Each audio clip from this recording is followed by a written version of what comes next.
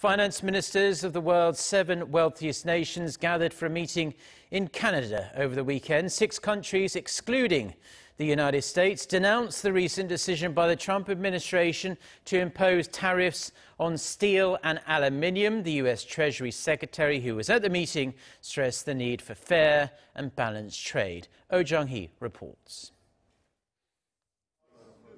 Countries of the G7 minus the US have criticized Washington over its recent decision to impose tariffs on steel and aluminum. Meeting in Whistler, Canada for a group of 7 finance ministers meeting, top officials from Canada, France, Germany, Italy, Japan, and the United Kingdom issued a joint statement expressing, quote, unanimous concern and disappointment.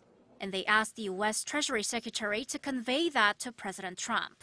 This in regards to Washington's decision to impose a 25% tariff on steel imports and 10% tariff on aluminum imports from the EU, Canada, and Mexico.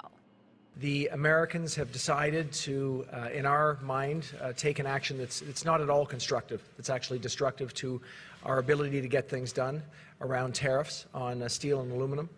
In the joint statement, the 6 finance ministers called for decisive action from the U.S., adding that their goal is to convince the U.S. to move back from these tariffs. Each country also has plans to retaliate. I can say that we've already demonstrated our willingness to retaliate. We were prepared, we were ready to move forward because we knew that this was at least one potential outcome. U.S. Treasury Secretary Steven Mnuchin, who was the prime target of criticism at the meeting, held a separate press conference and said the U.S. wants to ensure fair and balanced trade. He claimed the meeting was not at all a G6+1 meeting like many have said it was.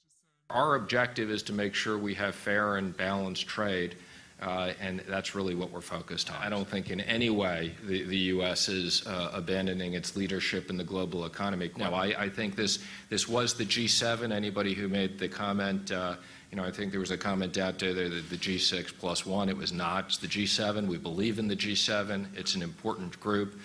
Just before the G7 summit ended, Trump tweeted that the U.S. cannot tolerate unfair trade anymore, and that it's been ripped off by other countries for years. Jung-hee, Arirang News.